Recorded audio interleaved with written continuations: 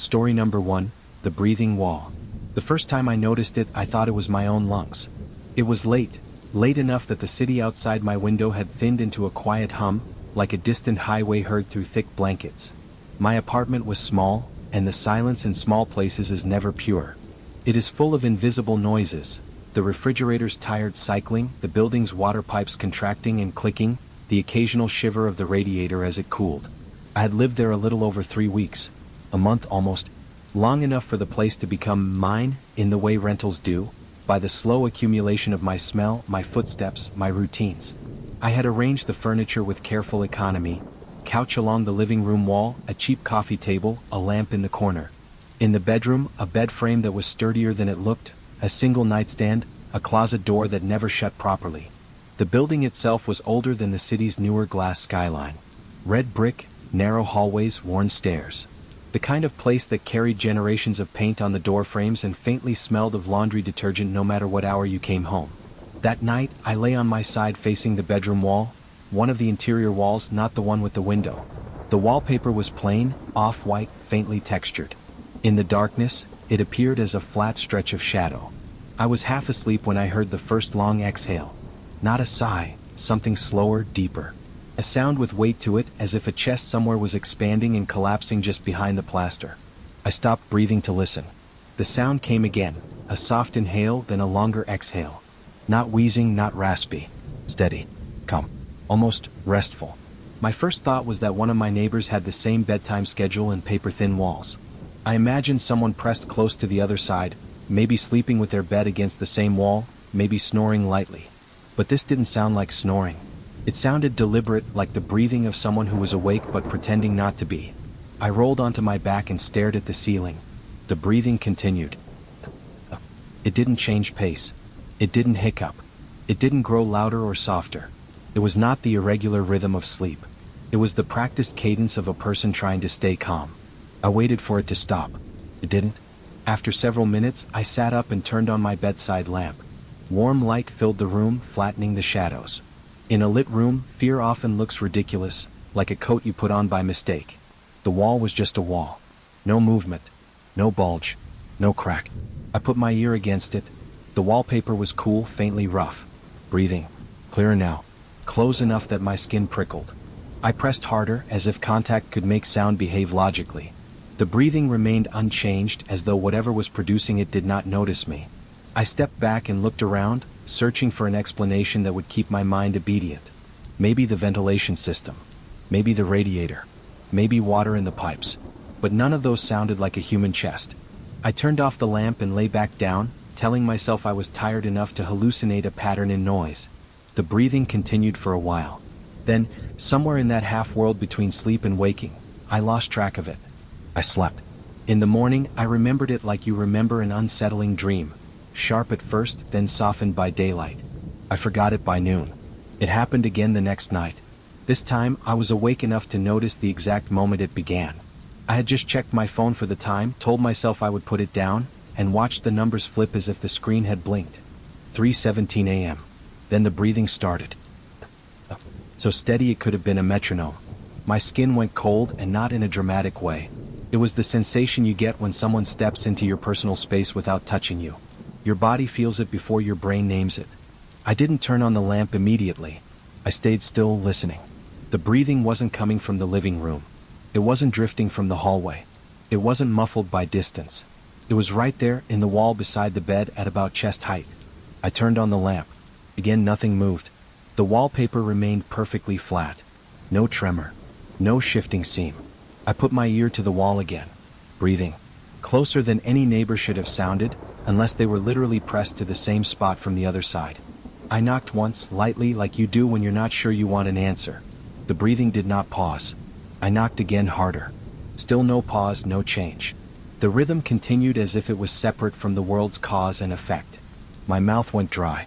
I backed away, grabbed my phone, and opened the building's tenant chat, an informal group message where people complained about packages and noise.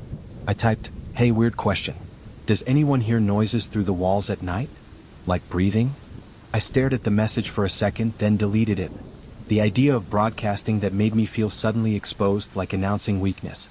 Instead, I searched breathing sound in wall apartment. The results were practical and boring. Pipes, HVAC, animals nesting in walls. Mice, raccoons, squirrels. Nothing that matched the calm human cadence. I sat on the edge of the bed and watched the wall like it might reveal itself if I stared long enough. Light fell across the wallpaper in a gentle slope. The breathing went on. At some point, my mind did what minds do when they have to survive an experience they can't explain. It began to bargain. It told me I was hearing my own blood in my ears. It told me the building was settling. It told me anything. But my ear against the wall confirmed it again and again. Warmth of presence, the soft pull of inhale, the long controlled exhale. It lasted almost exactly 20 minutes. At 3:37 it stopped. Not tapered off, not drifted away, stopped as if a switch had been flicked. The sudden silence was worse. The absence of sound made the room feel hollow, like an ear suddenly unblocked, like a mouth suddenly closed. I stayed awake until sunrise. I called my landlord the next day. His name was Frank. He sounded like someone who had learned to keep his tone neutral over decades of tenant complaints. When I described the sound, he did not laugh. That should have comforted me. Instead, it felt like confirmation that he had heard stranger things. Old buildings, he said. Lots of strange noises. Pipes, vents. Sometimes animals. It sounds like a person, I said. Pause. Not the pause of disbelief, something else. A pause like he was choosing the safest answer. If it's consistent, maintenance can take a look, he said. But the wall you're talking about, what's on the other side? I don't know, I admitted. It's an interior wall. Other apartment. Another pause. That side should border the service space, Frank said finally. Old utility access. But it's sealed. Nothing to worry about. Can you be more specific? I asked. It's just dead space, he said, and the phrase landed wrong. Dead space like something that had once been alive.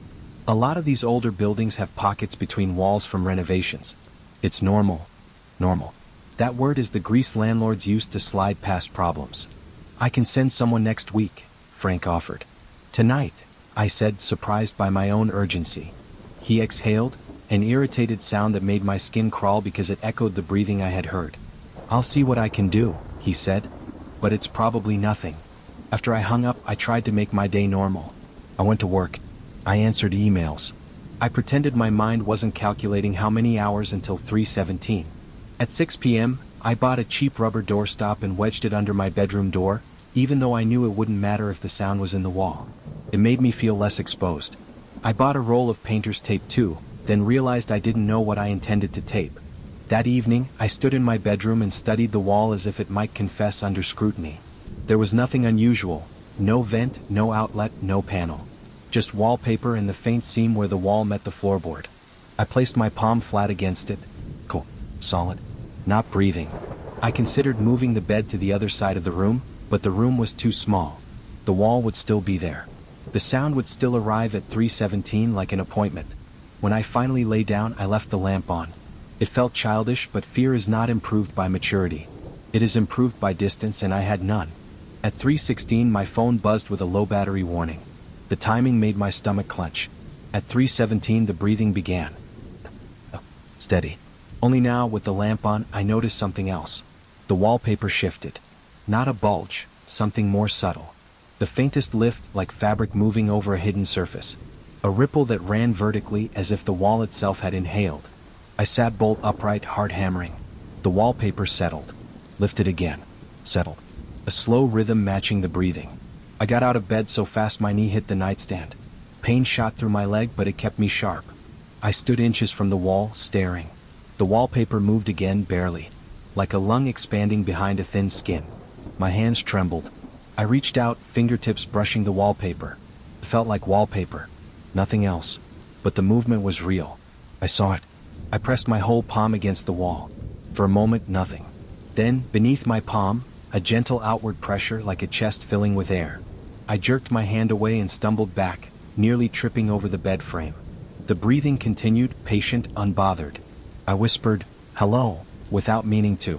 The breathing did not change. Then, from inside the wall, came a sound that was not breathing. A soft scrape, like a fingernail drawn lightly across wood. What? Then nothing but the inhale-exhale again. My mouth filled with the metallic taste of adrenaline. I backed away, grabbed my phone, and called Frank. It went to voicemail. The breathing continued. I left the bedroom, shut the door, and sat on the couch with all the lights on, listening for it through the apartment. I could still hear it. Not as clearly, but enough. It carried like sound through a vent. At 3:37 it stopped. At 3:38 my phone buzzed. A text from an unknown number. Do not open it. I stared at the screen until my eyes blurred. I texted back, who is this? No response. I checked the number. Local area code. I did not sleep. The next morning I knocked on my neighbor's door. Across the hall lived a woman in her late 60s named Mrs. Ortega. She had kind eyes and a habitual caution around strangers, like someone who had learned that politeness can be dangerous. When she opened the door, the smell of coffee drifted out. Hi, I said. Sorry to bother you. I'm in 3B. I wanted to ask, have you ever heard anything weird in this building at night? She studied me for a second, reading my face. What kind of weird? She asked. Breathing, I said. The word felt embarrassing in daylight. Her eyes flicked just once toward the hallway behind me, as if checking whether anyone was listening. Come in, she said softly. Her apartment was warmer than mine, filled with plants and old photos. She gestured toward a chair and poured coffee into a mug she didn't offer, as if the act was more for her comfort than mine. How long you been here? She asked. 3 weeks, I said. She nodded slowly. It starts after you settle, she said, and my skin tightened. You've heard it? She didn't answer directly. She sipped her coffee, then set it down with care. I've been in this building 14 years, she said. People come and go. Sometimes they leave quick. Sometimes they stay and learn to live with the building's habits. What habits? I asked. Mrs. Ortega looked at me, and her gaze was tired. Not scared, tired, like fear that had been carried too long. There's a space in the middle of the building, she said. An old access shaft. They sealed it years ago when they renovated. But you can't really seal something that's already there. What's there? I asked. She shook her head, almost impatiently, as if my question was naive. I don't know. I just know it likes to be noticed. The more you listen, the more it behaves like it's being listened to. I thought of the wallpaper lifting under my palm. The scrape. I got a text, I said. From someone telling me not to open it. Mrs. Ortega's face tightened. Do you have the number? She asked. I showed her. She stared at it, then handed the phone back as if it was contaminated. That number belonged to a boy named Aaron, she said. He lived in 3C. 2 years ago. What happened to him? I asked. Mrs. Ortega's eyes drifted toward her window to the street far below. He started asking questions, she said. He started taking pictures of walls. He started measuring. He started making jokes about it because young men think joking makes them safe. And? I pressed. And one day he knocked too hard, she said. One day he decided the building owed him an explanation. The next week his apartment was empty. Frank said he broke the lease and left. The police didn't come. His mail piled up for months until Frank threw it away. My throat tightened. So he disappeared. Mrs. Ortega shook her head. People disappear in many ways, she said. Sometimes they just stop being present.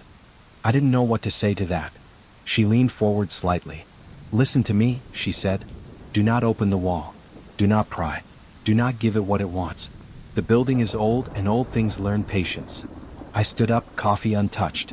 Why would it want that? I asked. Mrs. Ortega's expression shifted, something like pity. Because it's hungry, she said simply. And because you're new enough to still believe you can fix things. When I left her apartment, the hallway felt narrower. That afternoon, maintenance finally arrived. A man named Curtis, broad-shouldered and sweating through his shirt, carried a toolbox and wore the resigned expression of someone who had spent years being blamed for problems he didn't create. Where's the noise? He asked, glancing around as if expecting a raccoon to leap out. In the bedroom wall, I said, leading him inside. Curtis knocked on the wall with his knuckles. Solid, he said. He tapped again, moving along the length.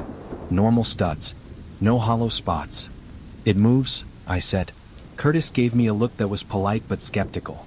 Walls don't move, he said. At 317 it does, I insisted. It breathes. Curtis snorted softly. Could be pipes, he said. Could be airflow. Some buildings do weird things at night when everyone's using water, heat cycles, whatever. There's no vent, I said. He shrugged. Air can travel through gaps you don't see, he said.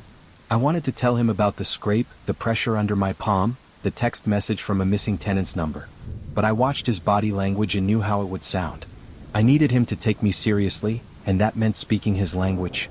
"Can you open the wall?" I asked. Curtis's gaze sharpened. "Open it?" "Just a small section," I said. "Check inside. If there's an animal, if there's something loose, anything." Curtis hesitated. "We don't cut walls without landlord approval," he said. "Frank said you check," I lied. Curtis frowned. "He didn't tell me anything about cutting," he said, then sighed. "Look, I can drill a small inspection hole." "That's standard." My stomach clenched, but I nodded. Curtis marked a spot on the wall near where I had felt the pressure. He pulled out a drill and fitted a small bit. The drill whined to life, loud in the small room. As the bit met the wall, fine white dust puffed out. The sound was ordinary, comfortingly ordinary, until the bit pushed through the plaster. At the exact moment it broke through, the air in the room changed. I felt it like a shift in pressure, like when a door opens in another room. The lamp's light seemed to dim slightly, not from power loss, but from something swallowing it. Curtis paused, hand on the drill. "What the hell?" he muttered. From the tiny hole, a slow exhale drifted out. Not dusty air. Not cold draft. A warm breath, faintly damp, faintly scented like old paper. Curtis jerked back, staring at the hole. "Did you feel that?" I whispered. Curtis didn't answer. His face had gone pale beneath the sweat. He leaned forward cautiously and held his hand near the hole, not touching. The air moved across his skin in a slow rhythm. He swore under his breath. This is not pipes," he said. I took a step closer, drawn despite myself. The hole was small, ragged at the edges. Inside was darkness. I expected to see insulation. What? Thus, instead the darkness looked deep. Too deep. Like the bit had not opened into the space between studs, but into something larger. Curtis shined his flashlight at it.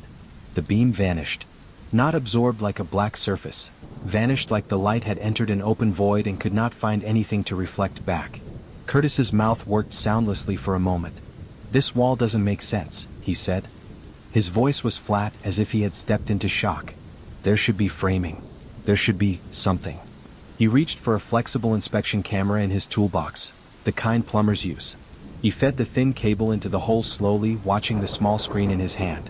For a second the screen showed black, then static. Then, briefly, a pale shape crossed the view, too close to focus. Something like skin. Curtis yanked the camera back out so fast the cable whipped. "What was that?" I asked, voice thin. Curtis stared at the cable end. The camera lens was wet. Not with condensation, wet as if it had been licked. Curtis wiped it on his sleeve, then looked at me with something close to anger. "Why didn't you tell me this was like this?" he demanded. "I didn't know," I said honestly. "I just heard it."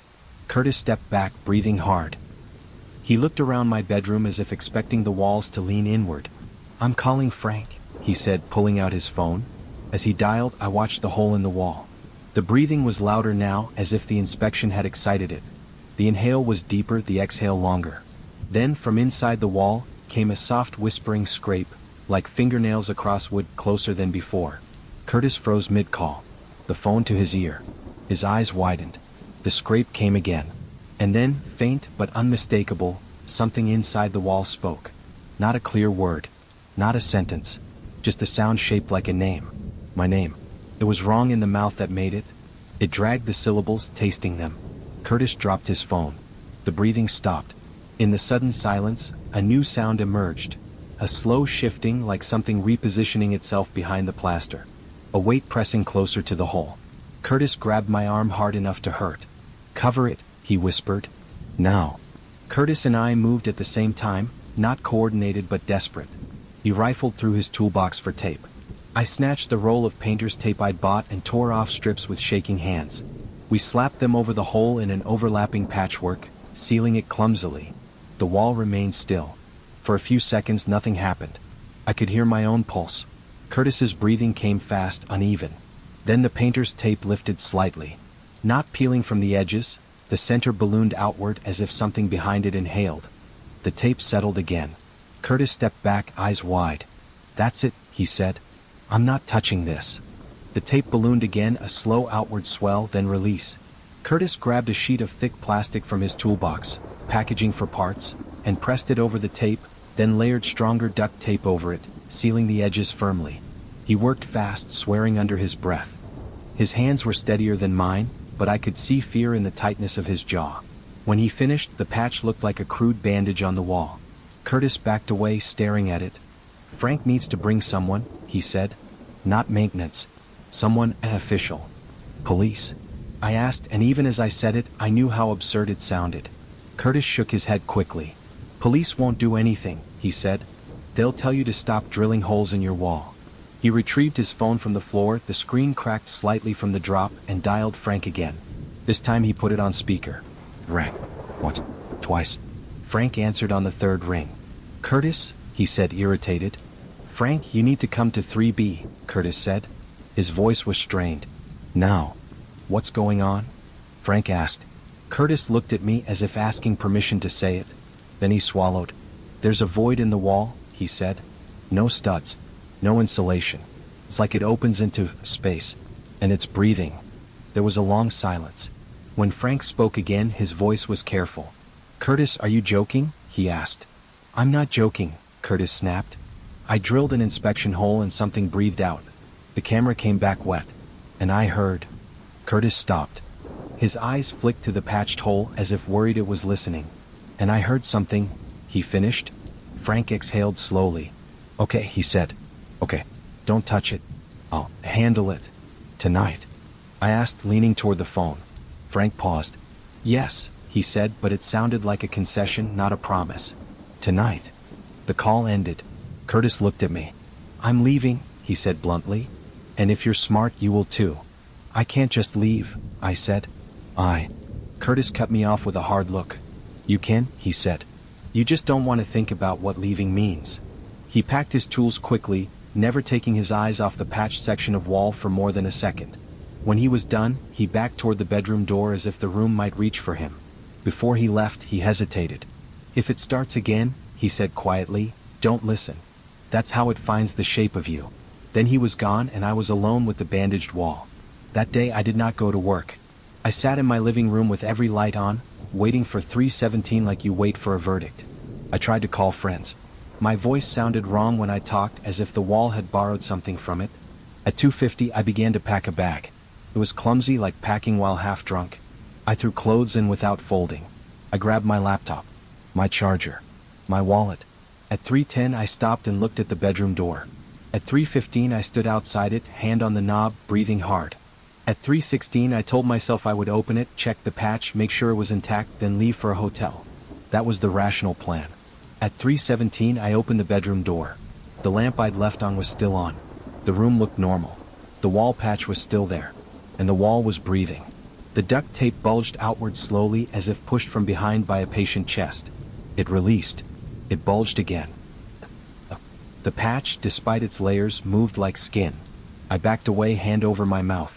The breathing grew louder, closer, like the wall had learned that I was listening again. Then beneath the breathing came another sound. A soft tapping from inside the wall. Not random. Rhythmic. 3 taps. Pause. 2 taps. Pause. 1 tap. Then repeated. A countdown. My legs went weak. I stumbled backward into the hallway and shut the bedroom door hard, as if that could stop it. The tapping continued through the door. My phone buzzed. Unknown number again. "IT counts when you look." I stared at the message, shaking. Another text arrived immediately after. "Don't let it finish." I don't know what I believed in before that moment. Not in a religious sense, I mean the small beliefs that keep you functioning. The belief that walls separate spaces. The belief that physics is consistent. The belief that you can identify danger by its shape. That afternoon, those beliefs thinned and something behind them pushed forward. The tapping continued, steady, indifferent. I stood in my living room, bag half-packed, mind racing through options. Call the police? Call Frank again? Leave now? But if I left, would it stop? Or would it follow? Drawn by the attention I had already given it, Mrs. Ortega's words returned. "It likes to be noticed. And Curtis's. That's how it finds the shape of you." The tapping came again. 3, 2, 1. Then, for the first time, it changed. After the 1, there was a longer pause. A silence, so full it felt like a held breath. Then a soft scrape, like something dragging along the inside of the wall. Then the breathing, louder, deeper. And then, through the wall, faint but clear, a sound like someone shifting in bed. like someone turning toward me. I realized with a cold clarity that the wall wasn't just making noise. It was performing. It was establishing routines. It was creating a schedule the way a predator creates a pattern around its prey. 3:17, 20 minutes. Every night. And now, because I had drilled into it, because I had touched it, because I had stared, it was changing the rules. My mind caught on the text. It counts when you look. A thought formed, terrible and irrational. Maybe it needed observation to finish whatever it was doing. Like something growing in the dark, waiting for attention to complete its shape. I walked to the bedroom door and stood with my ear against it, breathing, tapping, a slow, wet movement beneath, like cloth sliding over skin. I forced myself to step back. If it counted when I looked, then I would not look. I shut off my bedroom lamp from the hallway switch, plunging the room into darkness behind the closed door. I taped the door's edges with painter's tape until it felt sealed, even though I knew air and sound could still travel. Then I dragged my couch across the living room and jammed it against the bedroom door. It was heavy enough that my arms shook. The tapping continued, muffled but persistent. I stood with my back against the opposite wall, watching the couch as if it might shift on its own. My phone buzzed again. Frank will lie. Then another. It isn't a utility space. Then another, and this one felt like a blade. It's a mouth. I dropped the phone. It clattered on the floor, screen flashing. My throat tightened. From behind the bedroom door, the tapping changed. Then new. A slow series of taps that felt like letters. A crude rhythm.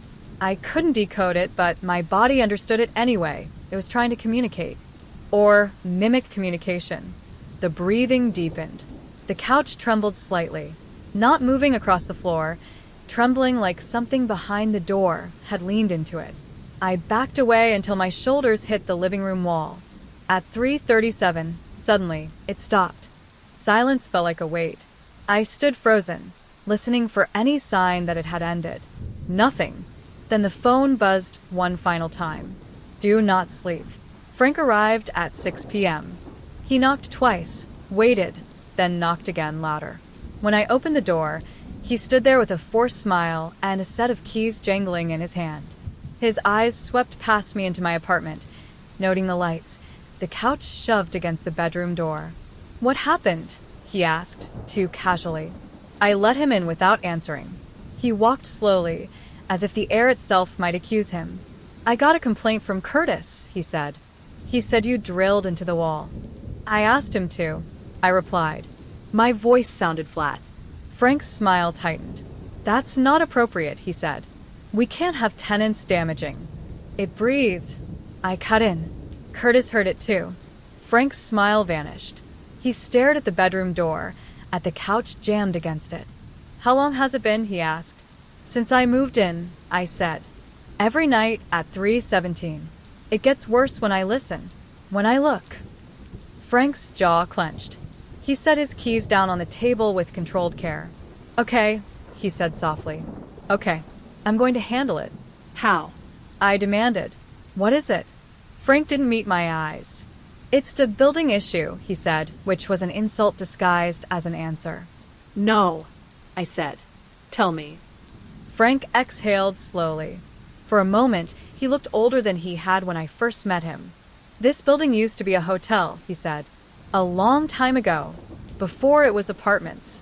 During a renovation in the 70s, they discovered an interior shaft between the rooms. A service access. It wasn't on the plans. And I asked, heart pounding. Frank's voice dropped. There were belongings in there, he said. Old luggage. Clothes. A lot of personal items. Like people had been stored. I felt sick. Stored. Frank swallowed. They said it was a hideaway. A place staff used to stash things. Maybe people. The owners paid to have it sealed. Walled over. They didn't want questions. And you didn't want questions either, I said. Frank's eyes flicked to mine, sharp. I wanted tenants, he said, as if that justified everything. I wanted to keep the building running. It's breathing, I said again, because saying it made it real. Frank nodded once, reluctantly. It does that, he admitted. The casualness of his admission shocked me more than the phenomenon. The way he said it, like acknowledging an old pipe that knocked. Why? I whispered. Frank's hands tightened into fists. I don't know, he said, but I know what happens when people open it. My stomach turned. You've seen it opened.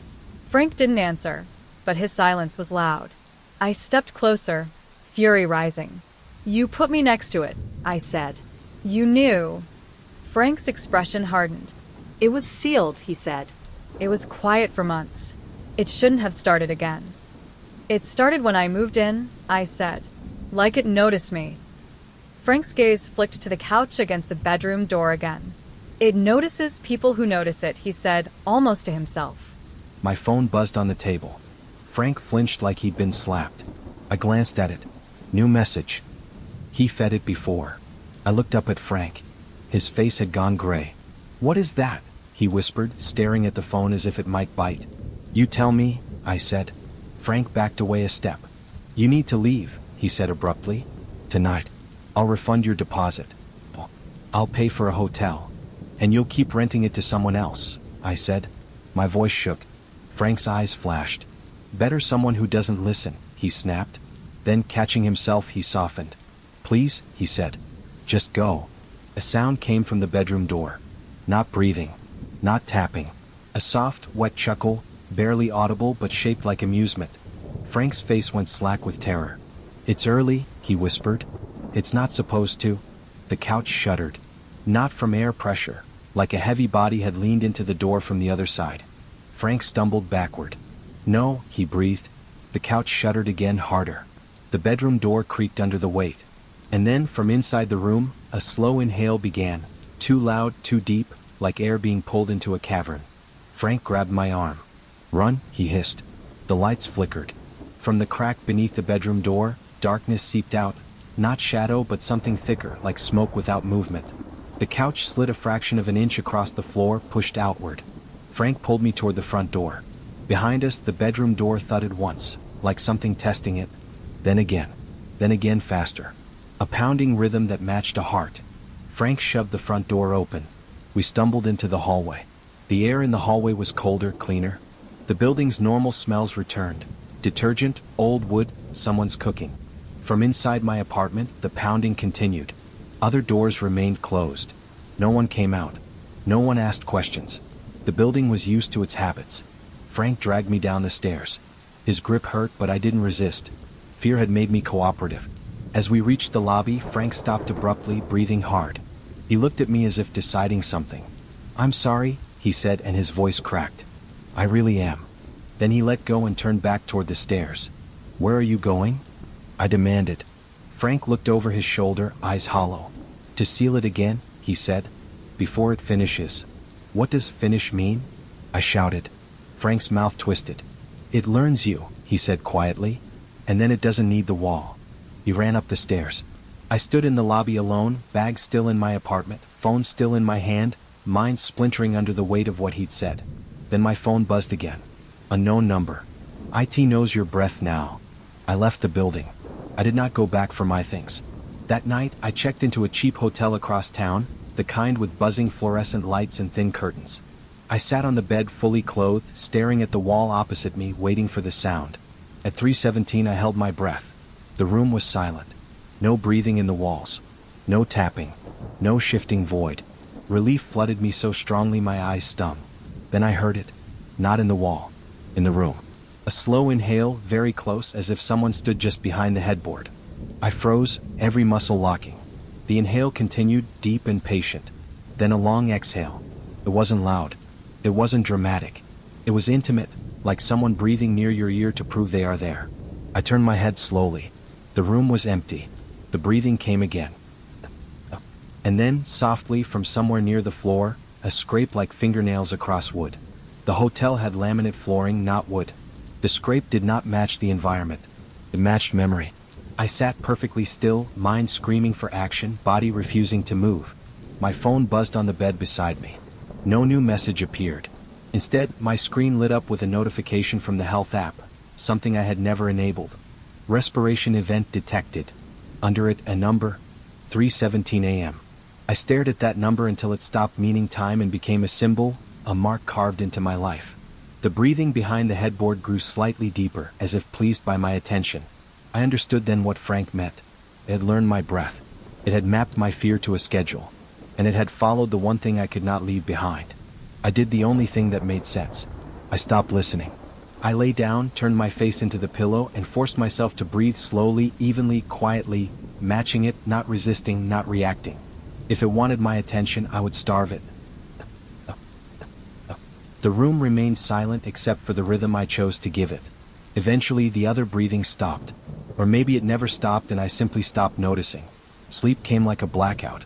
In the morning, I woke with a stiff neck and the taste of cotton in my mouth. Sunlight fell across the hotel room. Everything looked ordinary. But when I checked my phone, there was one new text. Unknown number. Just 2 words. Good practice. Story number 2, night shift, floor 13. I took the job because it didn't require me to talk to anyone. It was winter and my life felt like the inside of a refrigerator, cold, still, and full of things that were supposed to last but didn't. I needed a paycheck. I needed something that would keep me busy without requiring a version of myself I couldn't maintain. The listing said, night security, commercial building, quiet shift, immediate start. Quiet shift sounded like mercy. The building was called Mercer Tower, a 20-story slab of glass and concrete at the edge of downtown. In daylight it looked clean and modern. At night it looked like a vertical aquarium, each empty office a dark tank reflecting the city's lights. When I arrived for orientation, the day supervisor, Darren, met me in the lobby. He was a broad man with a shaved head and a habit of checking his watch as if time was something that could be controlled by staring at it. He didn't ask about my previous experience. He barely asked my name. "You're replacing Connor," he said, leading me past the reception desk and toward a small security office tucked behind a frosted glass door. "He quit." "Why?" I asked. Darren's mouth tightened. "Didn't like nights," he said. Inside the office was a desk, a bank of monitors, a coffee machine that looked like it had survived a war, and a clipboard with sign-in sheets. The room smelled like stale caffeine and electrical heat. Darren pointed to the monitors. "Cameras. You watch them. Do your rounds. Log anything unusual." "Unusual like what?" I asked. He looked at me in a way that suggested he didn't enjoy curiosity. "Locked doors open. Fire alarms. People who aren't supposed to be here." Then he added, almost as an afterthought, "and the elevator." My hand paused mid-reach for the clipboard. "The elevator?" Darren's eyes flicked toward the lobby where the elevator doors were visible across the polished floor. "One rule," he said, and his voice lowered slightly. "If the elevator opens on floor 13, you do not acknowledge it." "Acknowledge it how?" "You don't look inside," he said. "You don't speak to anyone. You don't step toward it. You pretend it didn't happen." I stared at him, waiting for the punchline. There wasn't one. "You're serious," I said. Darren's face didn't change. "I'm serious," he replied. "That floor isn't leased. It's locked out. It doesn't exist on tenant keycards. The elevator still stops there sometimes." "That's a code issue," I said, trying to anchor the conversation in something technical. "A misprogrammed controller." Darren shrugged. "Call it what you want," he said. "Just follow the rule. If you don't, you will make work for everyone." "Has someone—" I began. Darren cut me off. "You want this job or not?" I did. So I nodded. He handed me a key ring, an ID badge, and a small flashlight. "Your shift is 10 p.m. to 6 a.m., he said. "You do rounds every hour. Keep the lobby clean. Keep the doors locked. Don't let anyone in without authorization." Then he paused at the door. "Oh," he said like he'd almost forgotten, "if you see yourself on the cameras where you shouldn't be, don't go looking." My stomach tightened. What does that mean? Darren's gaze remained flat. "It means don't go looking," he repeated. Then he left. I stood alone in the small security office, listening to the building's quiet hum. The monitors showed empty hallways, dark offices, the lobby's glossy floor reflecting the exit signs like green eyes. The elevator doors in the lobby were closed. They looked harmless. The first few nights were almost exactly what I'd expected. Boring, lonely, repetitive. At 10 p.m. the last of the cleaning staff left. Their carts rolled over the tiles with soft squeaks. The lobby quieted. The building became a shell. I did my rounds, checked stairwell doors, listened for leaks, peeked into empty offices filled with desks and faintly glowing screensavers. I logged everything in the book because the book demanded to be filled. 11 p.m., all clear. 12 a.m., all clear. The words began to lose meaning. The elevator never opened on floor 13 during those first nights. It behaved like a normal elevator. It sat in the lobby, doors closed, waiting. Occasionally it would move, probably responding to an automated test cycle or a maintenance routine, but it always returned to the lobby with an indifferent ding. By the fourth night, the rule Darren gave me began to feel like a cruel initiation ritual, something they told the new guy just to watch him jump. I started imagining telling the story later, laughing about it. They told me not to acknowledge floor 13, like it was haunted. I could picture how absurd it would sound. Then, on the fifth night, I stopped laughing. It was 1:13 a.m. I remember because the symmetry of the numbers caught my eye on the desk clock just before the elevator dinged. I looked up at the lobby camera monitor. The elevator doors slid open. Inside was darkness, no overhead light. That was unusual enough by itself. The elevator car normally glowed softly when it opened, a welcoming rectangle of beige light. But this time it was like looking into a mouth. The doors stayed open. No one stepped out. I waited, thinking it was a sensor glitch. The doors should have closed again after a few seconds. They didn't. My chest tightened. I leaned closer to the monitor as if proximity could sharpen what I saw. In the dark elevator car, something shifted. Not a person entering or exiting, more like a subtle repositioning, like fabric settling, like a body adjusting its stance. Then, very slowly, a hand rose into view from the right side of the elevator interior. Fingers slightly curled, as if resting against an invisible wall. I froze. The hand didn't wave. It didn't gesture. It simply existed in the open doorway, presenting itself like proof. I heard Darren's voice in my head. "You don't look inside." And I realized I was looking. I forced myself to sit back, to stop staring. I turned my gaze to the logbook, pretending I had not noticed anything. The elevator doors remained open. In the silence, I could hear the building's ventilation system. My own breathing. The faint tick of the clock. After what felt like a long time, the elevator doors closed. The lobby camera showed nothing else. The glossy floor remained empty. I sat very still, heart pounding, mouth dry. I told myself it was a maintenance glitch. I told myself it was a trick of shadows. But the hand had been too clear. I grabbed the radio Darren had left me. My thumb hovered over the push to talk. There was no one to call. No one else on duty. Darren wouldn't answer at 1 a.m., and even if he did, what would I say? The elevator opened and there was a hand in the darkness. I set the radio down. I wrote in the logbook, 1:13 a.m., elevator doors opened briefly. No activity observed. The lie looked ugly on the page. I did not sleep after my shift ended. I went home with the feeling that something had watched me leave. The next day I asked Darren. He arrived for his shift at 9:45 a.m., coffee in hand, looking like he'd slept well. His casual normalcy made my fear feel embarrassing. "The elevator opened last night," I said as soon as he stepped into the security office. It stayed open. The car was dark. Darren's expression didn't change. "Floor 13?" he asked. "I don't know," I admitted. "I only saw the lobby doors." Darren sipped his coffee slowly. "Did you acknowledge it?" "I looked," I said. His eyes narrowed. "Did you step toward it?" "No." "Did you speak to it?" "To it?" I repeated, and my voice cracked slightly. Darren's gaze held mine. "Answer." "No," I said. He exhaled, and it sounded like relief he didn't want to admit to. "Then you're fine," he said. I felt anger spark beneath the fear. "What is it?" I demanded. "Why is there a rule? Why would the elevator open and be dark?" Darren set his coffee down carefully, as if he was placing something fragile. "You don't need to know," he said. "I do," I insisted. "You can't tell me not to acknowledge something without explaining what acknowledge even means." Darren's mouth tightened. "It means you don't give it confirmation," he said. "You don't give it attention. You don't let it know you're aware." "Why would it care?" I asked. Darren leaned closer, voice low. "Because it copies," he said. The word hit me wrong. "Copies what?" I asked. Darren stared at the monitors. "People," he said. I tried to laugh, but it came out thin. "Okay," I said. "So we're doing ghost stories." Darren looked at me with something like contempt. "Connor laughed too," he said. Then he stopped laughing. "What happened to him?" I asked. Darren's eyes flicked to the logbook. "He wrote things down," he said.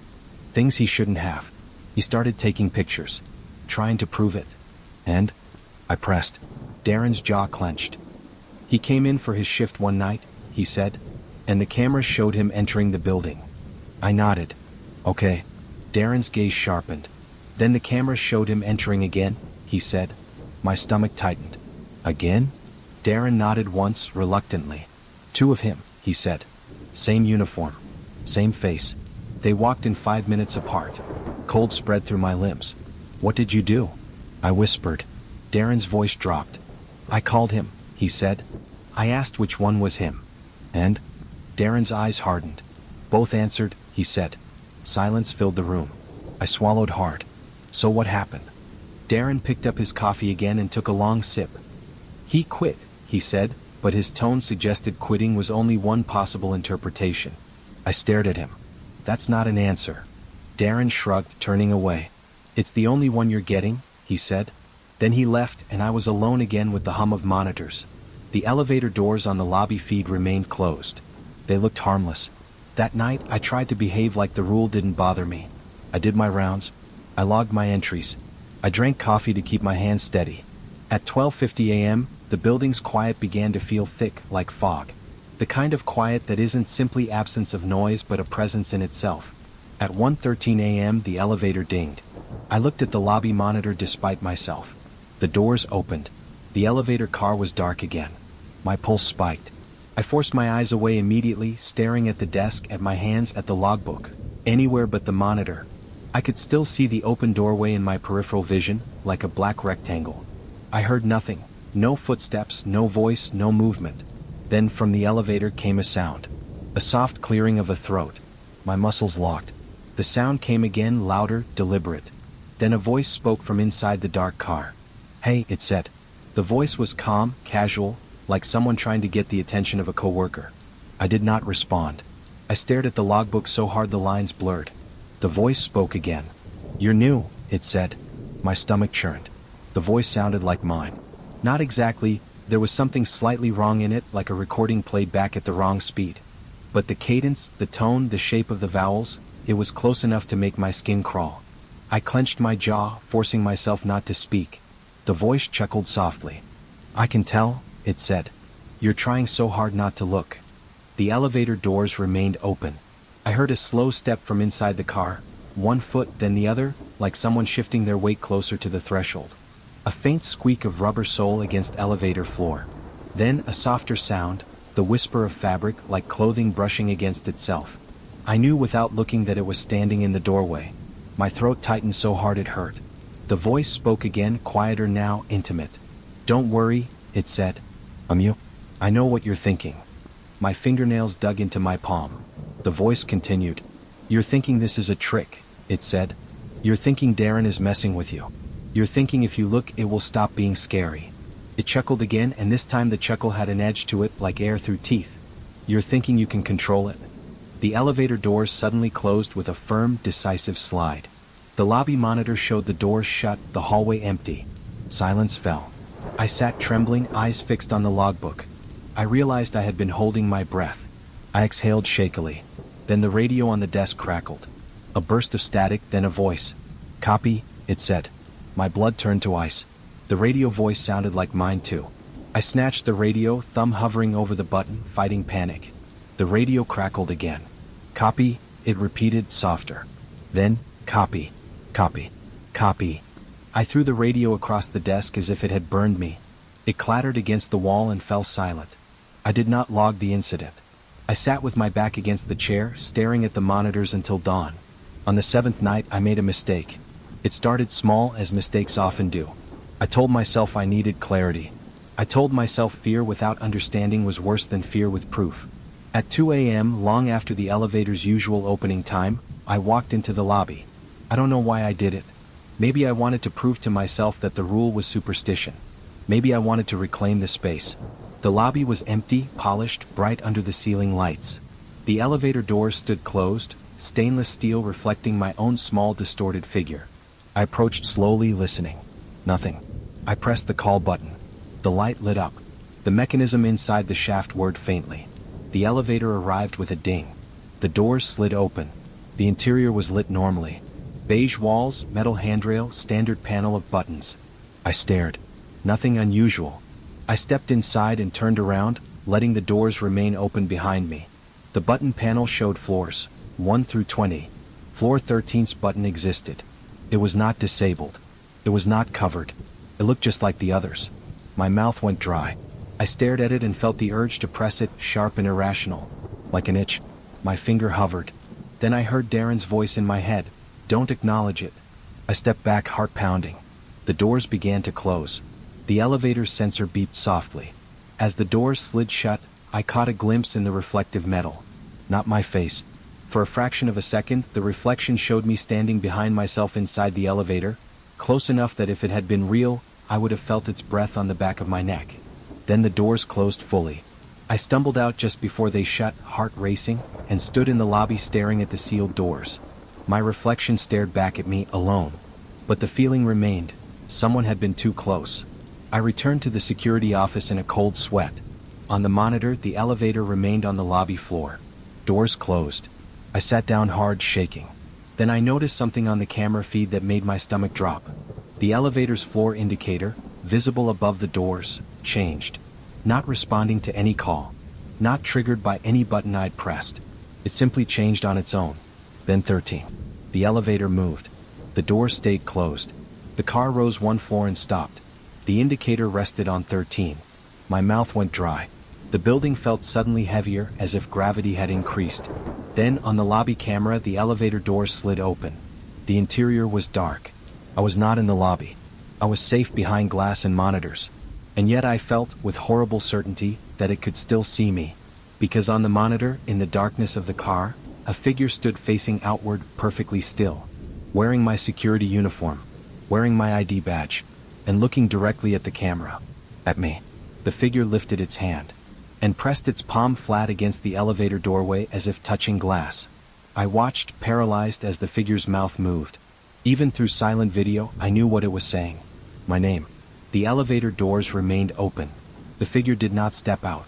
It simply stood there, presenting itself, waiting for the moment I would confirm it was real. I remembered Darren's phrase, "You don't give it confirmation." My vision blurred. I turned away from the monitor, forcing myself not to look. I stared at the wall. I stared at the floor. I stared at anything but that camera feed. The silence in the office thickened. Then, behind me, the radio crackled. Static. A slow inhale. Then my voice, close and calm. "You looked," it said. I froze. The radio voice wasn't coming from the speaker.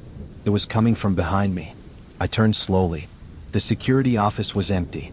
But the glass door to the office, frosted, usually opaque, now showed a shadow standing just outside, tall and still. The shadow's head tilted slightly as if studying me.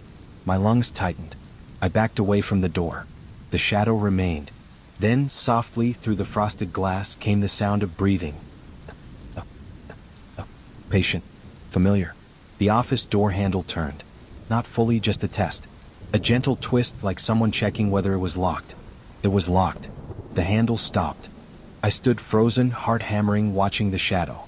Then the shadow leaned closer to the glass. The frosted surface blurred its features, but the outline of a face pressed near enough that I could see the shape of a forehead, a nose, a mouth. The mouth moved. A whisper slipped through the door. "Let me take over," it said. My throat clenched. I could not speak. The whisper came again, softer, persuasive. "I can do nights better," it said. "You're tired. You're always tired." The shadow's hand slid up the glass, fingers splayed. It looked like my hand. Then very softly it laughed. A sound identical to the one I'd made in the elevator reflection. The door handle turned again, harder. The lock held. The shadow stayed pressed close, breathing through the glass as if it could fog it. Then the elevator dinged. From somewhere in the lobby, distant but clear, the shadow froze, as if listening. Then it stepped back, retreating from the glass. The office grew silent again. I heard my own ragged breathing. I forced myself to look at the lobby camera monitor. The elevator doors were closed now. The indicator showed 1. As if nothing had happened. I did not finish my shift. At 3 a.m., I grabbed my jacket and keys and left the security office. I walked out into the lobby without looking at the elevator. I pushed through the main doors and stepped into the cold night air like a man escaping a fire. I didn't run. I wanted to run. But running would have made the fear too real. I walked quickly to my car and drove home. All the way, I kept checking my rearview mirror, expecting to see someone in the back seat. When I got home, my apartment felt wrong. Too quiet. Too similar to the building's silence. I didn't sleep. I sat on my couch with the lights on, watching the clock. At 6 a.m., my phone rang. Darren. I stared at the caller ID until it stopped ringing. A minute later, he called again. I answered, voice tight. Hello. Darren's voice sounded calm. Too calm. You left, he said. Yes, I replied. There was a pause. That was a mistake, Darren said. My stomach tightened. Why? Darren exhaled. Because you didn't close it out, he said. Close what out? The shift, he said. You didn't log out. You didn't return the keys. You didn't finish the rounds. I was going to die, I snapped. Something was outside the office door. Darren's voice remained flat. Did it speak to you? He asked. Yes, I said, throat tightening. It sounded like me. Darren sighed. Then you gave it a lot, he said. What does that mean? I demanded. Darren's tone sharpened. It needs continuity, he said. A reason. A pattern. That's why we have rules. That's why we do the same things every shift, the same way every time. I swallowed hard. So what now? Darren was silent for a moment. Then he said very softly, come back. No, I said immediately. You have to, Darren replied. Because if you don't, it will. My blood turned to ice. It will what? Darren's voice dropped. It will clock in, he said. And if it clocks in as you, if it finishes your routine, it can leave as you. I felt nausea rise. That's insane. Is it? Darren asked, and for the first time his voice cracked with something like fear. Look outside. My stomach clenched. I stood and walked to my window slowly, phone pressed to my ear. Outside, on the sidewalk across the street, someone stood under the streetlight, wearing a dark jacket like mine, hands in pockets like mine, head tilted slightly as if studying my building. I couldn't see its face clearly through the glass, but the posture was unmistakable. It looked like me waiting for myself. I see it, I whispered. Darren exhaled shakily. You understand now, he said. The figure across the street raised its head. Even from this distance, I felt it see me. Then it lifted one hand and waved slowly. A gesture so casual it made my skin crawl. It was acknowledging me. My throat tightened. What do I do? I whispered. Darren's voice became urgent. You go back, he said. You finish your shift properly. You log out. You close the pattern. If you don't, it will keep trying to complete you. I stared at the figure. It lowered its hand and began to walk toward my building. Slowly. Patiently. Like it knew time was on its side. I can't, I said, voice shaking. I can't go back there. Darren's tone hardened. Then you better not let it in, he said. The call ended. The figure reached my building's entrance. I watched from my window, frozen. It didn't try the main door. It walked around the side to the service entrance. The one with the keypad. My skin went cold. I had used that entrance once earlier when I forgot my keys. The code was simple, something the supervisor gave me without thinking. The figure stood at the keypad. It lifted its hand and typed. I couldn't see the numbers, but I saw the practiced motion. The pause between digits. The door clicked open. The figure stepped inside. My lungs tightened. I ran to my front door and locked it, then checked the deadbolt twice. My hands shook so hard the lock rattled. I backed away, listening. The hallway outside my apartment was silent. I forced myself to breathe. Then very softly someone knocked on my door. What? Then again. Pause. Then 3 knocks, slow, deliberate. My stomach clenched. The pattern felt familiar, like an elevator ding translated into flesh. I did not answer. The knob turned gently, testing. Lock. Silence. Then a voice from the hallway, calm and patient. Hey, it said. My voice. You don't have to be scared, it said. You can let me handle it. I pressed my hands over my mouth to stop myself from making any sound. The voice continued, soft, persuasive. I can keep you safe, it said. I can do the routines. I can do the hard parts. You can rest. I felt tears sting my eyes, not from sadness but from terror at how comforting it sounded, how it knew what to offer. Then very quietly the voice changed. It dropped into something flatter, less human. You looked, it said. My blood turned to ice. The doorknob turned harder, rattling. The lock held. I backed away, searching for something, anything, to use as a weapon. My eyes landed on a kitchen knife. I grabbed it with shaking hands. The hallway voice chuckled softly. You don't have to fight, it said. You just have to open. The knob turned again harder. Then it stopped. Silence filled the hallway. I stood frozen, knife in hand, heart pounding. Minutes passed. Then my phone buzzed. A text from an unknown number. You can still close it. Another text immediately. Go back. Finish the pattern. My stomach twisted. The rule wasn't about superstition. It was about procedure. About denying it an ending. I stared at my trembling hands, at the knife, at my locked door. Then I heard a sound that made my blood run cold. From the hallway, far down the corridor, came the faint ding of an elevator. But my building had no elevator. I don't know how long I stood there before the fear reshaped into something else. Something like decision. The voice had called me tired. And it was right. I was tired. Tired in a way that made me vulnerable. Tired in a way that made the idea of surrender feel like relief. That was what it was offering. That was what made it dangerous. I put the knife down. Not because I felt safe, but because I understood this wasn't a thing you could stab. I grabbed my jacket and keys and left through my back door. My apartment had a small emergency exit that led to a stairwell. I moved quietly, heart hammering, listening for any sound behind me. The stairwell smelled like concrete and dust. I descended 2 flights and emerged into the alley behind my building. Cold air hit my face, sharp and clean. I didn't see the figure, but I felt watched. I walked quickly to my car and drove back to Mercer Tower, hands shaking on the steering wheel. The city streets were empty, streetlights casting long pale pools. Every red light felt like a trap. When Mercer Tower came into view, it looked exactly as it always had. A dark glass slab with a bright lobby like an illuminated aquarium. I parked across the street and stared at it. The building didn't look haunted. It looked indifferent. I entered through the main doors with my ID badge. The lobby lights were on. The polished floor reflected my steps. The elevator doors were closed. I walked to the security office. The frosted door was shut. I unlocked it with shaking hands. Inside, everything looked normal. Monitors displayed empty hallways. The lobby feed showed the elevator doors. The logbook lay open where I'd left it, pen beside it. My radio sat on the desk, silent. I sat in the chair, heart pounding, and forced myself to pick up the pen. I wrote, 3:47 a.m., return to complete shift. The words felt heavy. Then I heard a soft ding from the lobby. My muscles locked. The lobby monitor showed the elevator doors sliding open. Dark interior. Floor indicator, 13. I forced myself not to look directly at the monitor. I stared at the edge of the screen, the desk, the logbook. Anything but the black doorway. I remembered Darren's rule. Don't acknowledge it. I kept writing in the logbook with shaking hands. 3:48 a.m., lobby secure. The voice came from the lobby, faint through the office door. Good, it said. You came back. My skin crawled. I did not respond. The voice continued, calm and pleased. Now finish, it said. Just like you're supposed to.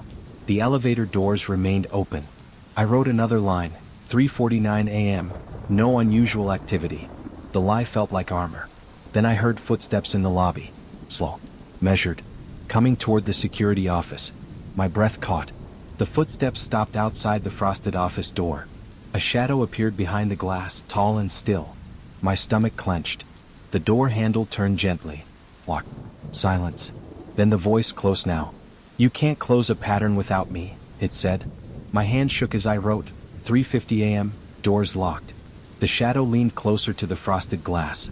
I could see the outline of a face too near. The voice whispered, almost kind. Let me sign out, it said. Let me take your name. My throat tightened. I forced my hand to keep moving, to keep writing, to keep acting like the routine belonged only to me. I wrote, 3:51 a.m., all clear. The shadow behind the glass laughed softly. Then the elevator dinged again. The shadow paused, as if listening. Then it stepped away from the door. The footsteps retreated toward the lobby. I stared at the logbook, sweating, heart hammering. On the lobby monitor, the elevator doors were still open, dark. But now in the black doorway something moved. I saw it in peripheral vision, a figure leaning out slightly as if trying to catch my gaze. I forced myself not to look. I kept writing. Minutes crawled. At 4:07 a.m., the elevator doors closed. At 4:08, the floor indicator changed from 13 to 1. The car descended. The lobby monitor showed the doors opening again, interior lit normally, empty. The building returned to its baseline silence. I sat trembling. The radio crackled softly. Then Darren's voice, distant and tired. You back? He asked. I pressed the button with shaking thumb. Yes, I said. Darren exhaled. Good, he said. Don't talk about it. Finish the shift. At 6, sign out. Then go home and don't look at the cameras for a week. Is it gone? I whispered. Darren was silent for a moment. Then he said quietly, it's never gone. But you didn't let it finish. I finished my shift. At 6 a.m. I logged out. I returned the keys. I wrote the last line in the book with trembling hand, 6 a.m. shift complete. I left the building as the sun rose, the lobby brightening with daylight, the glass walls reflecting a normal city waking up. In my car, I sat for a long time without starting the engine. Then my phone buzzed. A text from an unknown number. See you tonight. My stomach dropped. I stared at the message until my eyes burned. Then another text arrived from Darren this time. Don't come back.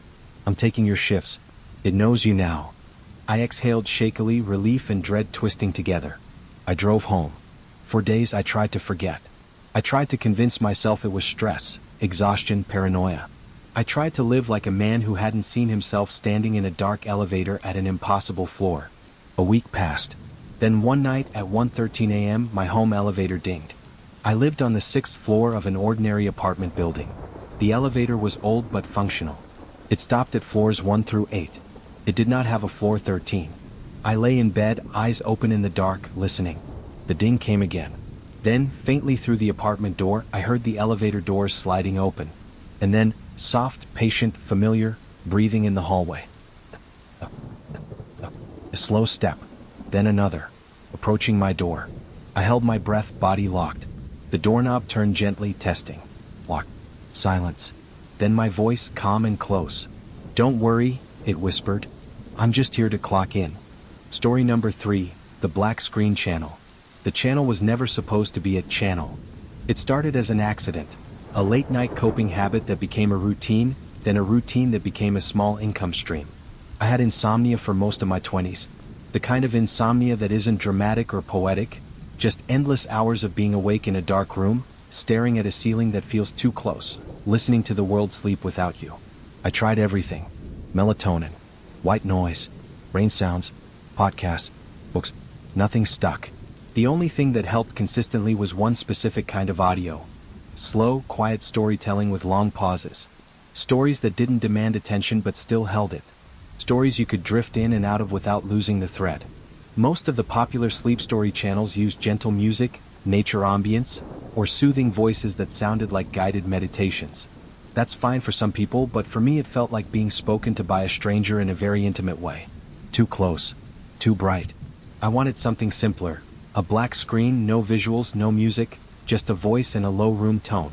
Something you could play with your phone face down, something that wouldn't jolt you awake when an ad flashed or a color changed. I made the first one at my kitchen table with a cheap microphone and a blanket over my head to dampen the echo. It was a short horror story, nothing grotesque, nothing gory, just unsettling. A slow burn creep that ended softly, like a door closing. I uploaded it at 2 a.m. and went to bed. When I woke up the next morning, it had a few hundred views. Nothing viral. Nothing life-changing. But enough that I felt a small spark of pride. Enough to make me do it again.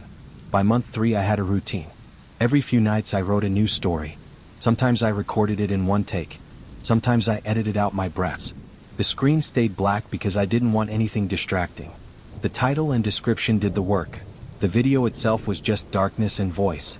People started commenting, and the comments were surprisingly intense for content that was meant to be slept through. This is the only thing that knocks me out. Your voice makes my brain quiet. I love that there's no music. This scares me in the best way. I responded politely, thanked them, and moved on. It felt safe. It felt contained. Horror, when packaged right, is controlled fear. It's fear you invite and can stop at any time. That's the deal. Then the timestamp started. It was subtle at first. One comment on one video. 2:17, did anyone else hear that? I assumed it was a joke. People do that on horror videos all the time. They pretend there's a hidden whisper or a background sound to freak each other out. It's a kind of social play. I replied with a laughing emoji and forgot about it.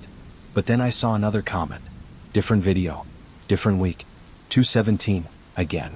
Then another. 2:17, it's back. I paused over the number. 2:17 wasn't a point I'd chosen intentionally. My videos were different lengths, different editing patterns. Some had longer silences. Some had more dialogue. Yet the comments kept pointing to the same timestamp across multiple uploads. At first it was just one person, then two, then five, then enough that I noticed a pattern. Viewers were not just reacting. They were agreeing. They replied to each other with urgency. I heard it too. Said my name. Turn your volume down before 2:17. Don't listen alone. The phrase "said my name" stuck in my throat like a fishbone. I listened to the audio at 2:17. I heard nothing. Just my voice. Just the story. Pause. A faint room tone. I assumed people were projecting. The human brain loves to find faces and static in voices and noise. It's a survival mechanism.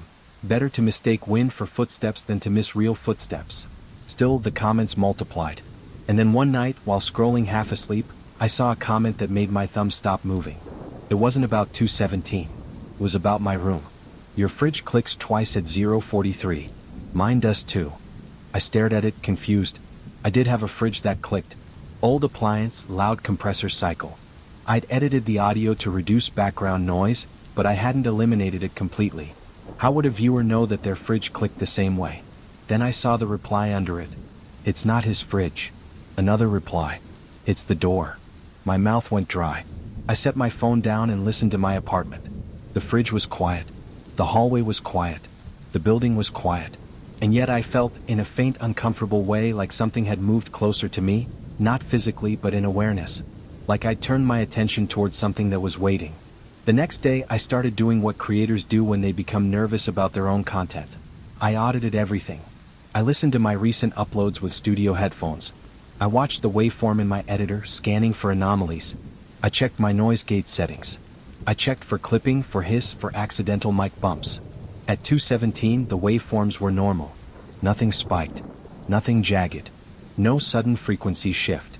But when I boosted the gain, when I turned the quiet parts louder than they were meant to be, I heard something I hadn't noticed before. A faint sound under my room tone. Not speech. Not a word. Something like a soft, wet inhale. I pulled the timeline back and played it again. There it was again, almost imperceptible, like the beginning of a breath too close to the microphone. I felt my neck prickle. I recorded in a quiet room. I wasn't sick. I didn't have a pet. And the inhale wasn't mine. It was layered underneath my voice, not aligned with my breathing pattern. It came in during a pause when I wasn't speaking, and it sounded patient. I sat back in my chair, headphones still on, staring at the black screen of my editing software. I told myself it was artifact noise, compression, a file glitch. Then I checked an older upload. Same timestamp. Same faint inhale. I checked another. Same. Always at 2:17, regardless of video length, regardless of story content. That shouldn't be possible. The only way the sound could appear at the same timestamp across different recordings was if it was being added after the fact, during export, during upload, or after processing. I thought of YouTube's automatic audio normalization, its encoding pipeline, its improvements. But those processes don't add breathing. They compress, they filter, they level. They don't introduce new content with a consistent timing signature. My stomach tightened. I opened the original RAW files, the uncompressed wave recordings stored on my external drive. I had kept them for backup. They were large, messy, full of my mistakes. I found the raw recording for the oldest video with a 2:17 comment. I scrolled to 2:17. I listened. Silence under my voice. No inhale. I checked another raw file. No inhale. So it wasn't in my recording. It was in the uploaded version. Something was happening between my raw file and the public audio. Either my editing process was inserting it, unlikely but possible, or something in the upload chain was altering it. My hands shook slightly as I exported a test clip. A simple tone, 10 minutes of quiet room noise, nothing else. I uploaded it privately and waited for processing. When it finished, I played it back at 2:17. A faint inhale. My mouth went dry. There was no story. No voice. No narrative cues. Just 10 minutes of nothing. And at 2:17 something breathed. I stared at my screen. Then I did something I regret. I read the comments on that private upload. There were already comments. I hadn't shared the link. I hadn't published it. I hadn't posted it anywhere. Yet comments appeared beneath it, as if viewers had been waiting. 2:17, hi. 2:17, it's easier when it's quiet. 2:17, stop feeding it. I scrolled quickly, heart pounding.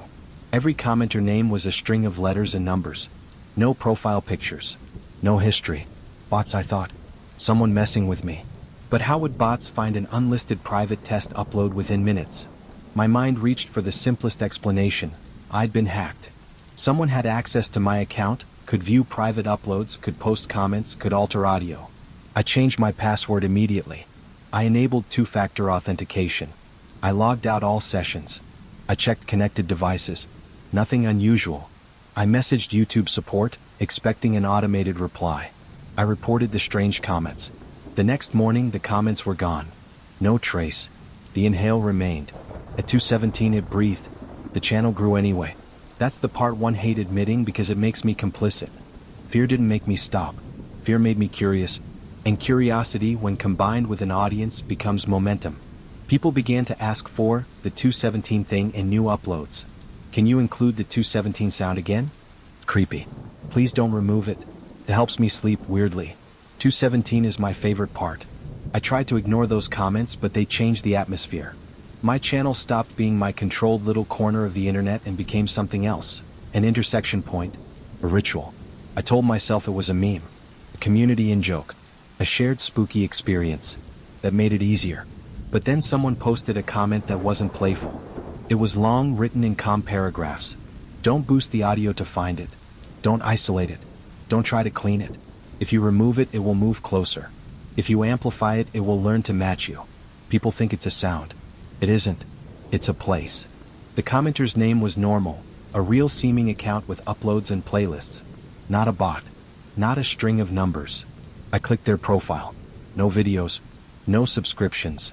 Just a blank channel. I tried to reply. When I hit send, the comment vanished. I refreshed the page. It was gone. The next day it was back. But slightly different. One sentence had changed. People think it's a sound. It isn't. It's a door. I stared at that word, door, and felt my mouth go dry. That night I recorded a new story. I didn't want to. My stomach felt tight. My hands trembled slightly as I adjusted the mic. But the routine had become ingrained. Story, record, edit, upload, repeat. The story was about a person who hears tapping in their wall. I realized halfway through that I was unconsciously mirroring my own situation, building fear into something that felt manageable by placing it inside fiction. I finished recording and began editing. At 2:17 in the timeline, my cursor hovered over a stretch of silence. Without thinking, I zoomed in. There was a waveform there. Tiny. Thin. But present. In the raw file. The raw file that previously had been clean. I froze. I hadn't uploaded yet. I hadn't exported. This was my local recording. Yet at 2:17 something was in it. I played it. A faint inhale. This time it was clearer. Closer. Like someone breathing just off mic, their mouth near the foam windscreen. My chair creaked as I leaned back too fast. The room was silent. I listened with my ears, not my headphones. Nothing. But the inhale on the recording was there. I rewound and played it again. Same inhale, identical cadence. Not my breath. My skin crawled. I reached up and touched the mic, half expecting it to be warm. It was cold. I stared at the black window of my recording booth, just a closet door in my apartment, and suddenly it looked like what it was. A thin barrier between me and whatever spaces existed in the building I didn't occupy. I stopped recording for the night. I shut down the computer. I went to bed with the lights on. At 2:17 a.m. I woke up. I didn't know why at first, just a sudden clarity, a sense of being pulled from sleep by something precise. My phone screen glowed, 2:17. In the darkness, I heard a faint sound in my room. A slow inhale. Not through speakers. Not through headphones. In the air. I lay perfectly still. The inhale came again. Then a long exhale like patience. I forced myself not to move. Not to listen harder. Not to acknowledge. But the sound was not trying to be subtle anymore. It was close enough that the exhale felt like it brushed my face. I clenched my eyes shut. And then, softly, someone spoke. Not loudly, not clearly, but enough to make my blood turn cold. A whisper near my ear. Upload, it said. My throat tightened. I did not respond. The whisper came again. Upload, it repeated, and this time it sounded like my own voice saying it. I lay frozen until the sound stopped. In the morning I checked my computer. The story file was open in my editor. The cursor sat at 2:17, and the video export queue showed a new completed render. I hadn't exported anything. My hands shook as I clicked the file. The render was titled with a name I hadn't chosen. Black screen, door audio, do not pause. I should have deleted it. I did not. I told myself I needed to see what it was. I told myself like an idiot that understanding would give me control. I played the rendered audio. My story began normally, my voice reading calmly, slow pacing, long pauses. It sounded like me but slightly flatter. Like the warmth had been filtered out. Then at 2:17 the inhale came. Louder than ever. And beneath it a second sound emerged, something like a soft knock. Not in my story. Not written. Not intentional. 3 knocks. Then a pause. Then 2 knocks. Then 1. The countdown pattern from story number 1, which I hadn't published yet. My stomach dropped. How could the audio contain a pattern from a story that wasn't public? Unless it was listening to me. To my drafts. To my routines. To the private shapes of fear I built. My hands shook as I stopped playback.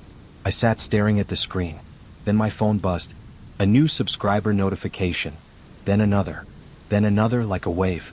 I opened YouTube Studio. The rendered file had been uploaded. Published. What? I stared at the title on my channel page. Black screen, door audio, do not pause. I hadn't clicked publish. I hadn't scheduled it. I hadn't set a thumbnail. But it was there, accruing views quickly as if an audience had been waiting. My heart hammered. I clicked private to hide it. The page loaded, then returned an error. I clicked again. Error. I refreshed. The video remained public. The view count climbed. Hundreds. Thousands. Comments began to appear in a flood. Not random jokes. Not playful. They were synchronized. 2:17, open. 2:17, open. 2:17, open. Hundreds of them, identical, posted by accounts with normal names. Sarah, Ahmed, Mike, Lena, David. Some had profile pictures. Some looked real. It was like a chant. I scrolled, nausea rising. Then I saw one comment that wasn't open. It was from my own account, pinned at the top. At 2:17, do not turn it off. Let it finish. My mouth went dry. I hadn't pinned anything. I clicked to remove the pin. The pin stayed. I tried to edit. Error. My account controls weren't responding. It was like the channel had become a place where my authority no longer mattered. In the center of the flood of comments, one stood out in all caps. Do not pause at 2:17. I stared at it. A reply beneath it read, pausing is looking. My breath caught. I thought of the earlier comment. People think it's a sound. It isn't. It's a door. If pausing was looking, then listening straight through was opening? I clicked the video and watched it from my creator dashboard. Black screen. My voice. Come. Slow. At 2:15 my palms began to sweat. At 2:16 my chest tightened. At 2:17 the inhale came, loud, wet, close. The knock pattern followed. 3, 2, 1. And then, for the first time, the audio contained a phrase that wasn't mine. A whisper under my voice. I'm here, it said. The words were faint but clear, like someone speaking directly into the microphone while I was mid-sentence. I felt my stomach flip. Then, on my laptop speakers, the sound changed, subtly but unmistakably. The room tone began to include a new layer, a low, distant murmur, like a crowd behind a closed door. It wasn't in the waveform. It wasn't in the file. It was in the air. I turned my head slowly. My apartment was quiet, but the murmur persisted, coming from a direction that made no sense. From my bedroom closet. The closet door was slightly ajar. A thin line of darkness visible between the door and frame. My skin crawled. The audio on my laptop continued. Black screen. Calm narration. The whisper at 2:17 fading into the story like a parasite. The murmur grew louder. The closet door shifted, barely, like it had been nudged from the inside. My throat tightened. My mind screamed to run, to leave the apartment, to go somewhere with people and daylight and noise. But my body didn't move, because the sound coming from the closet was familiar now. A slow inhale. Time. Patient. At 2:18 the audio whispered again. Closer, it said. And the closet door opened another fraction of an inch. I stood up so fast the chair scraped loudly across the floor. The murmur stopped instantly. The closet door remained in its new position, slightly more open than before. I stared at it, heart pounding. My laptop continued to play. My voice in the story sounded calmer than I felt. The contrast was nauseating. I stepped toward the closet, then stopped, because I remembered the rule Darren had said in story number 2. Don't look inside, don't acknowledge it. I remembered Mrs. Ortega's warning in story number 1, don't open it, don't feed it attention. And now my own channel, my own content, was telling people to let it finish. I closed my laptop hard, snapping it shut like a trap. The audio stopped abruptly. For a second, silence held. Then my phone buzzed. A notification, your video is trending. My stomach dropped. I opened the YouTube app. The black screen video had a new title. Black screen, door audio, 217 is for you. The pinned comment from my account had changed too. Don't pause. Don't rewind. Don't look away. The view count was climbing faster now. Tens of thousands. The comment flood continued. I felt dizzy. The closet door creaked softly. I didn't look at it. I kept my eyes on my phone, forcing my attention to stay on the screen, as if attention was currency and I could choose where to spend it. Then I saw a comment that made my blood turn cold. It was from an account with my full name. Not my username. My real name. The comment read, I'm in the room with you. Keep reading. My throat tightened. I couldn't breathe for a second. I backed away from the closet without looking, stepping carefully, like the floor might disappear. I grabbed my keys and jacket and left the apartment. I didn't lock the door. I didn't care. I just needed distance. In the hallway, fluorescent lights buzzed. The smell of neighbors cooking drifted out from under doors. Ordinary life continued, indifferent to my private horror. I went down the stairs and out into the street. Cold air hit my face, grounding me. I sat in my car and drove to a 24-hour diner across town, the kind with 2 bright lights and tired employees. I sat in a booth, ordered coffee I didn't drink, and stared at my phone. The video stayed live. No matter how many times I tried, I couldn't unlist it. Couldn't delete it. Couldn't change its title. The help page wouldn't load. My account settings spun endlessly. I watched the comments like a man watching weather radar during a storm. Then, at exactly 2:17 p.m., 12 hours after the first whisper, something new happened. The comment flood stopped. For a moment, the comment section went silent. Then one new comment appeared. From an account with no picture, no history. Just a name. Door. The comment read, tonight. Same time. Different place. My mouth went dry. A second comment appeared immediately beneath it. It doesn't need your channel now. Then another. It needs your voice. I stared at those words until they blurred. I realized with a sick clarity what had been happening. My channel hadn't been the target. It had been the mechanism. A way to synchronize thousands of listeners at one timestamp. A way to create a collective act of attention. A way to make a pattern strong enough to become real. At 2:17 people listened. They noticed. They leaned in. They fed it. And now it was stepping out of the black screen into whatever doors were nearest to those who had listened hardest. I opened my subscriber list. New names. Familiar names. People who commented often. One username stood out. Someone who had posted, it said my name. Their profile showed their location in their bio. It was my city. A few miles from the diner. My hand shook. I opened their recent comments. Their last comment, posted 1 minute ago. My closet door just moved. I drove. I don't know why. I didn't know the person. I had no right. No authority. No plan. But the guilt was immediate and physical. If my content had opened something, then I was responsible. Even if I didn't understand how. Even if I didn't intend it. Their username was sleepwalker_blue. The bio listed a neighborhood I recognized. I messaged them through YouTube. My fingers trembled. Are you okay? If you hear anything at 2:17, don't pause. Don't rewind. Leave the room. The message sent. No reply. The streetlights blurred past as I drove toward their neighborhood. My phone buzzed with notifications. More comments, more views, more subscribers, like the channel was growing teeth. At a red light, my phone buzzed again. A new message. Not from sleepwalker_blue. From my own account. Don't interfere. My stomach dropped. I pulled into a parking lot and stared at my phone, shaking. Another message from my account. If you try to close it, it will choose you. My throat tightened. I knew then that whatever had hijacked my channel could hijack my identity too. It could speak as me. It could use my voice, my name, my presence. I felt suddenly exposed, like a man whose shadow was no longer attached. I drove anyway. Sleepwalker_blue's neighborhood was quiet. Rows of apartments with dim porch lights. I parked and walked up to the building number listed in their public posts. It was a mistake. But fear had narrowed my decision-making down to motion. Inside, the hallway smelled like carpet cleaner and old heating vents.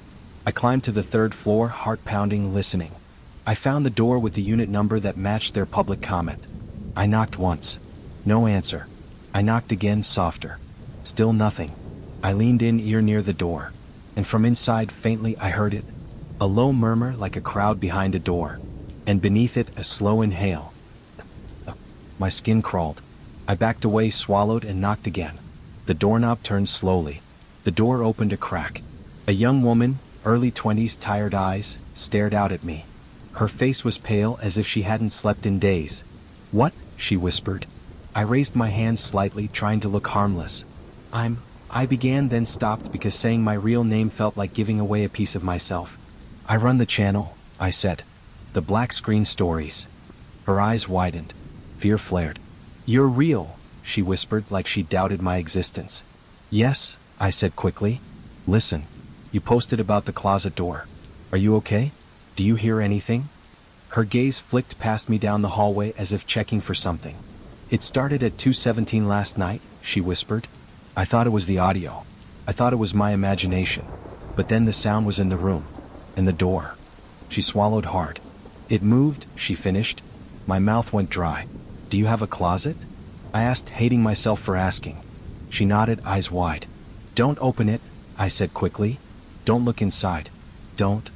A sound came from inside her apartment. A soft knock. 3 knocks. Pause. 2 knocks. Pause. 1. Her eyes filled with tears.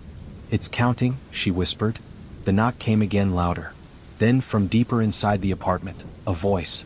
Soft. "Come." My voice. "Let me in," it said. My blood turned to ice. She stared at me.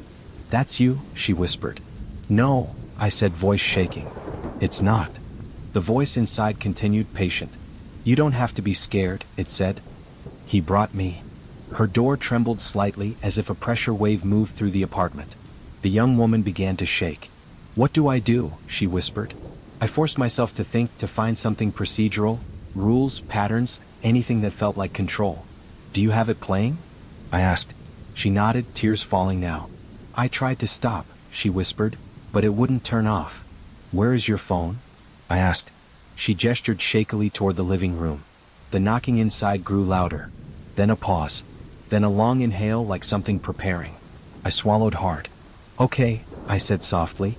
"We're not going to open anything. We're going to leave the apartment." Her eyes widened. "But..." "We're leaving," I said firmly. "Right now." The voice inside chuckled softly. "Running is pausing," it whispered. The phrase hit me like ice. Running is pausing, meaning movement could count as acknowledgement. Meaning the act of trying to escape could be interpreted as looking away. My throat tightened. The knocking stopped. Silence filled the apartment beyond her door. Then, softly, the murmur swelled, closer, louder, as if a crowd had pressed against something thin. The young woman began to sob quietly. I made a decision that felt like stepping off a ledge. "Invite me in," I whispered to her. She stared at me, horrified. "What?" "Open the door wider," I said, voice tight. "Let me in your apartment." Her face went pale. "Why?" "Because it wants a door," I whispered. "If your door is close to me, it can make your closet door the door. But if you let me in, if the main door is used, maybe it loses leverage." I didn't know if it was true. I was guessing, improvising, making rules out of terror. She hesitated, then slowly opened her door wider. I stepped inside. The air changed immediately. It felt heavier, as if humidity had increased. My skin prickled. The apartment was dim, lit only by a small lamp. In the living room, a phone sat on the coffee table, screen glowing black. My video playing. I heard my own narration coming from the speaker, calm and steady. Black screen. Door audio. Do not pause. At 2:16 in the playback, the audio was approaching the timestamp like a train approaching a station. My stomach clenched. From the hallway to her bedroom, a closet door stood slightly open. Beyond it, darkness. The murmur seeped out like breath. At 2:17, the inhale came from the phone. At the same moment, an inhale came from the closet. 2 breaths synchronized. The closet door opened another inch. The murmur swelled. And then, softly from inside the closet, something spoke with my voice, only closer, wetter, wrong. "Thank you," it whispered. The phone screen remained black, but I felt like the blackness had expanded beyond it. The room's shadows seemed deeper, as if light had been eaten. The young woman stood behind me near the apartment entrance, trembling. I could feel her fear like static. The closet door opened slowly, as if on a hinge being tested by a careful hand. I forced my eyes away.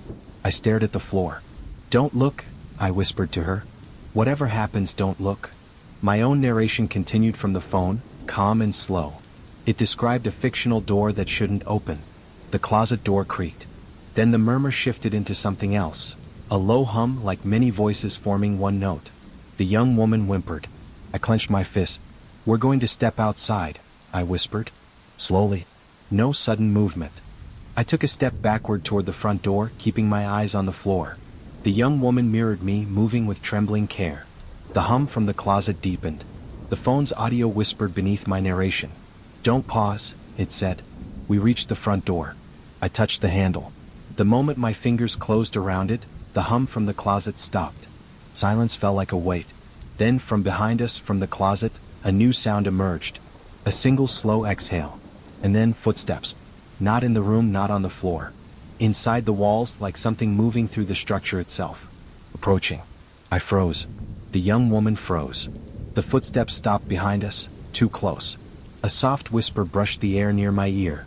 It wasn't my voice this time. It was quieter, older, like paper sliding over teeth. "You are the door," it whispered. My stomach dropped. I realized with sick clarity what it wanted. It didn't need my channel.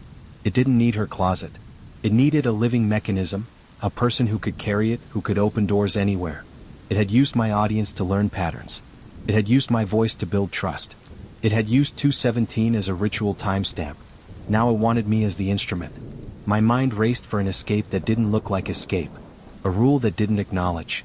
A pattern that closed rather than opened. I looked down at the phone screen on the coffee table. The playback time had passed 2:17 and was continuing normally. If the ritual required attention at 2:17 and we had listened through without pausing, maybe it had completed something. Maybe completion was the opening. Then what would closure be? My eyes landed on the simplest control available. The phone's volume slider. I didn't pause the video. I didn't stop it. I didn't touch the screen. I reached down slowly and lowered the volume, reducing my voice to a whisper, then to nothing. The black screen video continued to play, but in silence. The room changed. The pressure eased slightly, like a held breath released. From the closet, the hum returned, but weaker, confused. The whisper near my ear hissed softly, displeased. The young woman stared at me, eyes wide. "What are you doing?" she mouthed. "No sound," I whispered. "No attention." The whisper near my ear tightened. "Sound is the door," it said. I felt cold spread across my scalp. I realized the truth with a kind of fatal clarity. It wasn't just the timestamp. It wasn't just the audio file. It was the act of listening, of leaning in, of giving focus. Silence was the only refusal. But silence was also dangerous, because silence is what you give something when you are afraid to name it. I grabbed the phone and, without looking at the screen, walked into the kitchen. The young woman followed, trembling. I opened the microwave. I placed the phone inside. I shut the microwave door. The blackness was contained behind a reflective panel now, like an eye behind glass. The closet hum intensified slightly, like anger. I pressed the microwave button. Not to cook the phone. I didn't set time. I simply forced the microwave's light to turn on, filling the small box with bright white glare. The phone screen remained black inside the light, like a stain. The hum faltered. The whisper near my ear sharpened. "You can't keep it bright forever," it said. I swallowed hard. "No," I whispered, "but I can move." We left the apartment. We walked down the hallway, not running, not rushing, keeping our breathing steady, refusing to look back. Behind us, in the apartment, something knocked once. Not a countdown. A single knock, like a promise. After that night, the channel died. Not immediately. Not dramatically. It simply stopped responding to me. When I logged in, the dashboard loaded slowly. Buttons failed. Settings reverted. Upload attempt stalled at 99%. The black screen video remained pinned at the top of my channel, unremovable, like a lesion. Its title changed daily. Sometimes it said, "Do not pause." Sometimes it said, "Listen at 2:17." Sometimes it said closer. The comments changed too. They weren't all chants anymore. Some were pleas. I can't sleep without it now. It's in my room. My closet won't shut. It said my name. I stopped reading.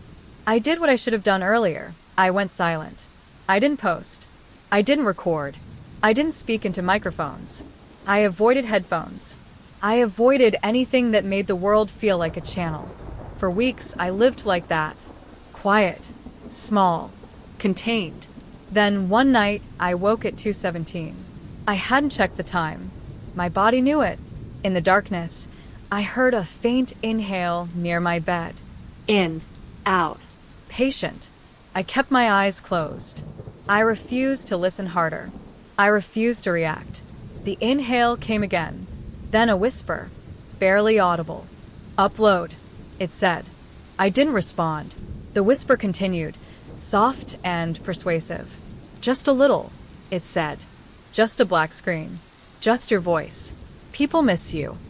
My throat tightened. It was using comfort now. Using the familiar shape of audience validation. Using the part of me that had liked being heard. I lay still, pretending sleep, refusing acknowledgement. The breathing slowed, then stopped. For a moment, silence held. Then my phone buzzed on my nightstand. A notification. I didn't pick it up. The phone buzzed again, then again, insistent. Finally, I opened my eyes and looked. The notification was from YouTube. Your live stream has started. My blood turned to ice. I hadn't started anything. I grabbed the phone with shaking hands and opened the app. My channel was live. Black screen. No audio. Viewer count. 12,000. Comments flooding. 217 open. 217 open. 217 open. Pinned comment from my account. Don't pause. A cold dread spread through me. If it could live stream without me, it didn't need my voice anymore. It needed something else. I stared at the black screen on my phone. In the reflection of the glass, faintly, I saw a shape behind me, standing at the foot of my bed. Still, tall. Head tilted slightly, as if listening. I did not turn around. I lowered my phone slowly and placed it face down on the nightstand. The buzzing of notifications continued under the wood like trapped insects. Behind me, the shape exhaled once. Then, softly, it spoke, this time not to be heard through speakers, not through a channel, not through a ritual. It spoke directly into the air. You made a door, it whispered. And then, in the dark, the closet door across my room creaked open, slowly, patiently, exactly as it had at 217 in so many bedrooms that weren't mine. The sound was small. The meaning was not, because the door wasn't opening in the closet. It was opening in the room. And the black screen was no longer on my phone. It was around me,